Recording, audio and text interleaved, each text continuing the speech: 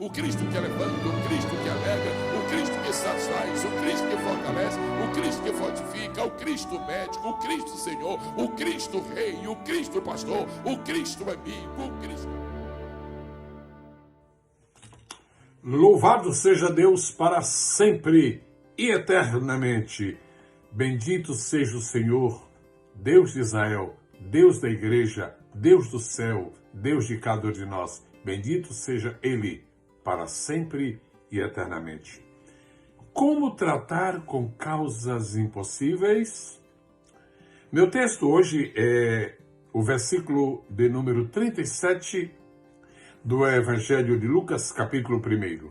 Diz assim: porque para Deus nada é impossível.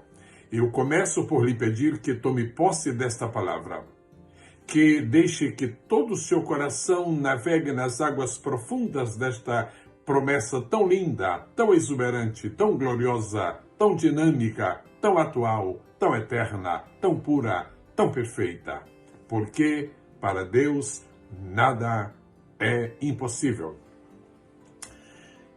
Introdutoriamente, eu gostaria de mencionar que a palavra impossível aparece em cerca de 10 versículos no texto bíblico da versão Almeida Corrigida Fiel. Em 3 desses textos está escrito que nada é impossível para Deus. Mateus capítulo 19, versículo 26, Marcos capítulo 10, versículo 27 e Lucas capítulo 1, verso 37. Em primeiro lugar, eu quero mencionar a universalidade dos problemas. A palavra problema é muito conhecida no vocabulário humano. Toda pessoa que vive neste planeta sabe o que é problema. Cada pessoa tem uma experiência de haver lidado com problemas. Alguns mais, outros menos. Mas todos os seres humanos enfrentam problemas. Existem problemas fáceis. Existem problemas difíceis. Existem problemas muito difíceis e existem problemas impossíveis. Geralmente, nós não temos soluções para os problemas muito difíceis e principalmente para os problemas impossíveis. Daí, meu irmão, daí, minha irmã em Cristo, mergulhador na palavra de Deus, daí a vantagem de ser filho de Deus, salvo por Cristo e membro de sua igreja. A grande pergunta é esta: como encarar os problemas que surgem? Bom, eu tenho observado que existem 3 posturas principais com respeito a problemas. Primeira postura: pessoas que tentam ignorar os problemas. Isso não leva a nada. Isso certamente não vai trazer vantagem alguma. Segunda postura: pessoas que temem os problemas e fogem deles. Se assemelha à primeira e é também prejudicial e negativo. Finalmente, existem as pessoas que alardeiam seus problemas e há pessoas que os enfrentam. Em que situação você realmente hoje se encontra? Você é uma pessoa que ignora ou tenta ignorar os seus problemas? Você teme os problemas? Você foge dos problemas? Você alardeia os problemas? Ou você enfrenta os problemas? Há 3 ideias errôneas que nós, evangélicos, precisamos sempre estar levando em consideração quando nós falamos de problemas. Primeira: não basta ser membro de uma igreja para ter garantia de que todos os problemas serão resolvidos. Número 2: não basta ser dizimista ou bom contribuinte para ter a certeza de que os problemas serão resolvidos. Número 3: não vale a pena propagar os problemas pessoais. Primeiro, porque as outras pessoas também já têm os seus. Segundo, porque muitos, de tal maneira, apreciam os seus problemas que chega a ponto de fazer você um refém daqueles problemas. E, finalmente, ou você procura Deus, ou talvez não terá nunca a solução dos seus muito difíceis e dos seus impossíveis problemas. Eu quero lhe dar alguns passos que devem ser seguidos diante dos problemas muito difíceis e diante dos problemas impossíveis. Primeiro, reconheça que você precisa da ajuda divina. Nunca se sinta tão importante, nunca se sinta tão forte, nunca se sinta tão superior, nunca se sinta tão independente que não necessite de ajuda, principalmente de ajuda divina. Número 2, tente investigar se você conhece alguém que já experimentou o mesmo tipo de problema que você agora está experimentando. Talvez essa pessoa possa de alguma forma lhe ajudar. Número 3, por que não procurar na Bíblia se há exemplos de pessoas que já passaram por situações iguais à sua, que já venceram problemas semelhantes? Finalmente, a grande solução, o grande caminho. Apresente a Deus o seu problema em oração. Se necessário ou, se possível, dada a gravidade de seu problema, busque um crente maduro, uma crente madura, e faça com que essa pessoa venha a ser parceiro seu ou parceira sua de intercessão. E agora vamos à Bíblia. Eu quero mencionar 3 exemplos clássicos de solução de problemas impossíveis. O primeiro deles você vai encontrar no segundo livro das Crônicas, capítulo de número 20. Posteriormente, aconselho que você leia, versos 1 a 9. O rei Josafá havia acabado de renovar sua aliança com Deus por meio de uma segunda reforma que ele fez no seu reinado. Foi uma grande atitude do rei Josafá. Pois bem, logo depois disto, ele passou por uma das piores provas da sua vida. 2 grandes povos, Moabe e Amon, ainda acompanhados de outros menores como os Meunitas, com seus numerosos exércitos, ameaçaram destruir toda Judá, todo o reino de Judá. Meu Deus, que terrível! A Bíblia diz que Josafá teve medo, isso está no versículo 3. Só que este medo lhe fez buscar socorro no lugar certo. A Bíblia diz, e se pôs a buscar ao Senhor. Aí está a trilha, aí está Deus falando com você, e se pôs a buscar ao Senhor. Talvez você já tenha buscado o apoio dos amigos, solidariedade da família, ajuda dos membros da igreja, conselhos de pessoas que você considera aptas a lhe ajudar nesse momento, e isto não levou à solução para o seu problema. Agora, faça como o rei Josafá, comece a buscar ao Senhor. Quando nós lemos os versos 23 e 24, nós lemos que antes que os exércitos de Judá pudessem chegar ao campo de batalha, os amonitas e os moabitas atacaram seus aliados edomitas e os destruíram de maneira que eles se voltaram uns contra os outros. Como resultado, Judá venceu sem mesmo ter de lutar. Ah, isso é tremendo. Você sabe que os médicos existem para nos ajudar. E todos nós já tivemos alguma experiência positiva de ter ido ao médico e ter sido por ele aconselhado, de ter recebido da parte dele uma receita para determinado medicamento que nos fez bem, que minorou nosso sofrimento. Isso existe. Isso é uma coisa natural da nossa vida. Mas eu estou falando de problemas impossíveis. Eu estou falando de causas realmente extremamente difíceis. Aí é preciso esperar a intervenção de Deus. E Deus é o médico dos médicos. E Deus tem solução para todos os problemas. E a inteligência de Deus não é apenas superior, ela é absolutamente infinita, porquanto é divina. Olhe, Judá, liderado pelo rei Josafá, não teve que lutar, porque os inimigos se voltaram uns contra os outros. Eu queria lembrar a você que Deus tem mecanismos suficientes para lhe dar vitória. Agora, você não tem que dizer a Deus como é que ele tem que trabalhar. Você não tem que dar uma sugestão para Deus sobre como é que ele deve agir no seu caso. Entregue nas mãos dele, lançando sobre ele toda a vossa ansiedade, porque ele tem cuidado de vós. Deus tinha demonstrado que a batalha seria dele, segundo Crônicas, capítulo 20, versículo 15. E então ele podia facilmente cumprir os seus propósitos, até mesmo sem usar arma alguma. Se Deus quiser que você use uma arma, ele dirá que arma você deve usar. Se ele disser que você deve ficar em silêncio, então você fica em silêncio e aguarda o livramento, a salvação, a resposta de Deus para as causas impossíveis. O outro exemplo que eu trago, também muito clássico no Antigo Testamento, é o exemplo do rei Ezequias. Os capítulos 36 e 37 do livro do profeta Isaías descrevem momentos de extrema angústia para o rei Ezequias, devido às inomináveis afrontas do rei Senaqueribe, o famoso rei da Síria.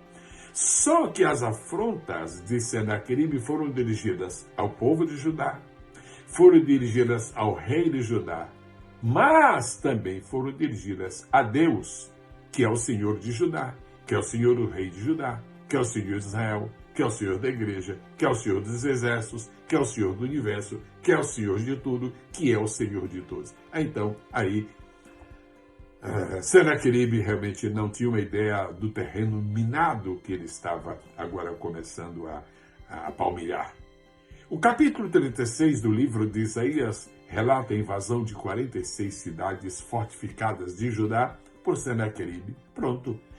É claro que o rei Ezequias começou a pensar, nós vamos perder, nós não temos nenhuma condição de lutar contra esse feroz inimigo. Não havia solução humana para aquela situação. Mas ouça-me o que vou lhe dizer e aplique a sua própria vida.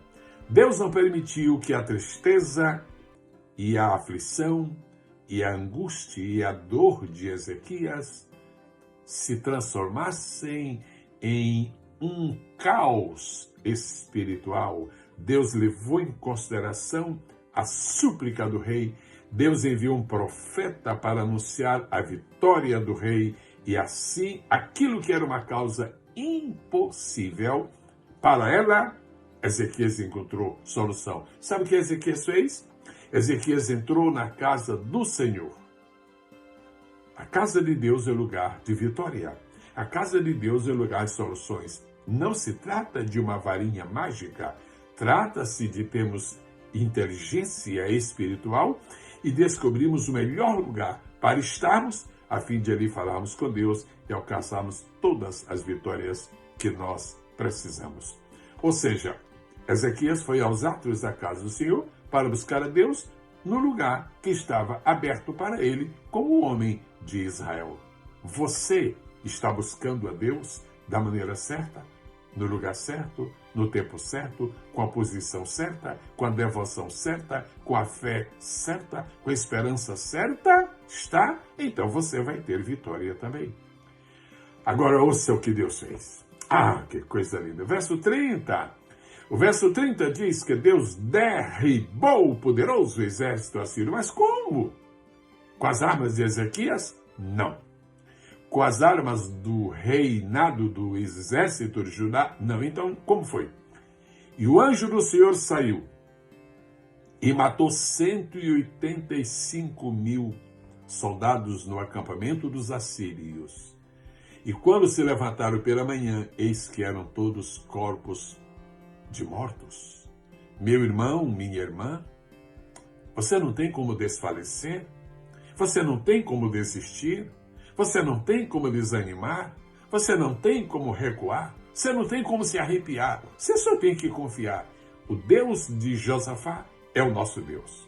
O Deus de Ezequias é o nosso Deus. As causas de ontem estão hoje em roupagem diferente. As experiências não são iguais, mas elas têm o mesmo conteúdo, elas são todas experiências relacionadas com causas impossíveis, com problemas impossíveis.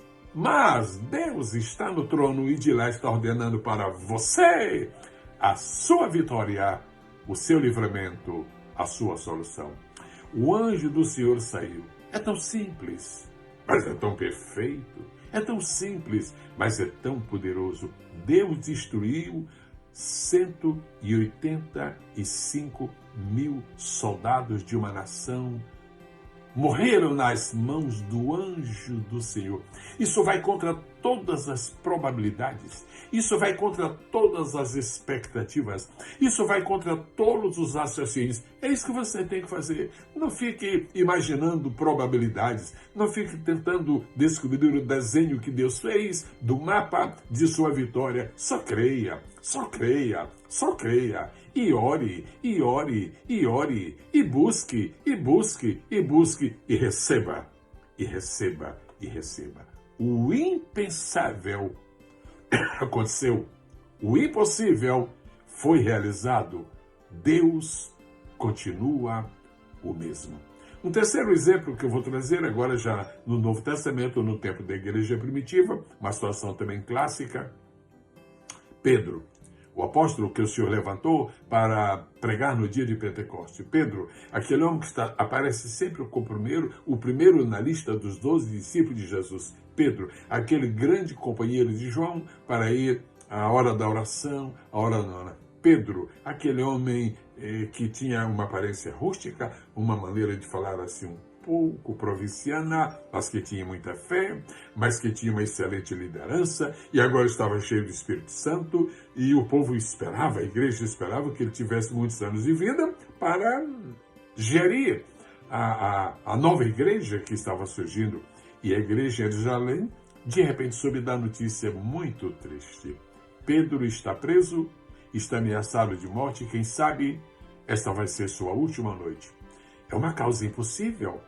É uma situação absolutamente sem controle. Pedro não podia ser escondido pelos irmãos em nenhuma casa, porque ele já estava preso. Não havia nenhuma pessoa que pudesse ir libertar Pedro do cárcere. Como libertar? Enfrentar aquela prisão de Roma, que estava atuando em Jerusalém? Absolutamente. Quando você tiver uma causa impossível, não fique discutindo os detalhes das suas dificuldades.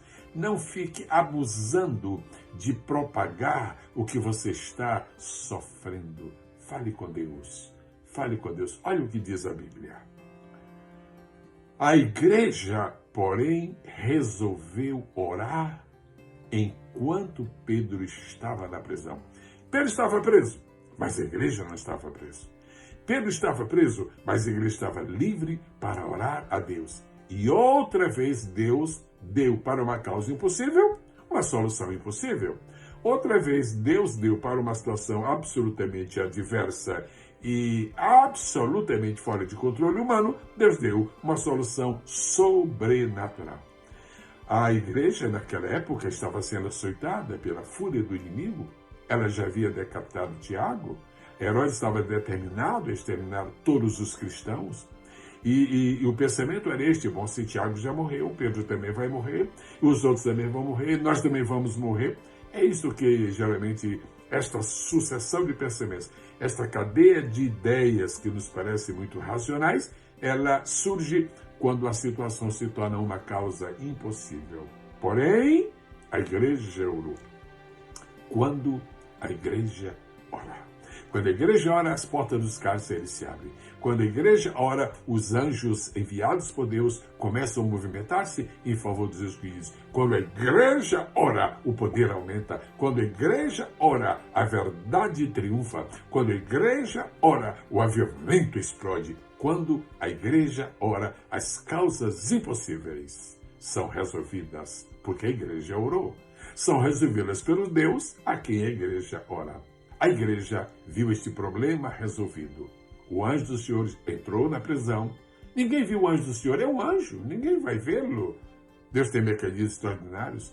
Deus usa o invisível para proteger o visível. Deus usa o sobrenatural para proteger o natural. Deus quer lhe atender, Deus pode lhe atender, Deus vai lhe atender. Através da oração que a igreja fez, todos pediram a Deus a liberdade de Pedro e o Senhor lhe concedeu. Pois bem, O Deus de Ezequias, o Deus de Josafá, o Deus da igreja de Jerusalém é o nosso Deus, é o meu Deus, é o seu Deus. Ele continua o mesmo e assim o será por toda a eternidade. Creia nele. Prepare-se agora para a solução de seus problemas, desde que eles sejam entregues com fé, com humildade e com determinação. Oremos ao Senhor nosso Deus. Antes da oração, só lhe lembro a importância de assinar a Biblioteca Digital Pastor Gesiel Gomes através do site pbsgesielgomes.com. Você se deleitará com centenas de itens absolutamente bíblicos. Não é para qualquer pessoa, é para quem é mergulhador nas Escrituras. Eu te rogo, Pai, que o mesmo poder que deste para libertar, Senhor, o teu povo no tempo do rei Josafá, o mesmo poder que usaste para libertar o teu povo e lhe dar vitória no tempo do rei Ezequias, o mesmo poder, a mesma autoridade e as mesmas estratégias sobrenaturais que usaste, Senhor, que liberaste, Senhor, que disponibilizaste, Senhor, no tempo que Pedro esteve preso e a igreja orou, seja este mesmo poder, esta mesma graça, esta mesma unção, esta mesma autoridade liberada para quem está assistindo este vídeo agora, que tenha vitória. Eu declaro em nome de Jesus que essas pessoas amáveis, estes homens e mulheres de Deus, estes mergulhadores das Escrituras que acompanham as minhas postagens, eu declaro que eles são homens e mulheres mais que vencedores em Cristo Jesus. Da vitória permanente, da vitória completa, da vitória perfeita. Em nome de Jesus Cristo. Amém. Que levanta, o Cristo que alega, o Cristo que satisfaz, o Cristo que fortalece, o Cristo que fortifica, o Cristo médico, o Cristo Senhor, o Cristo Rei, o Cristo Pastor, o Cristo Amigo, o Cristo...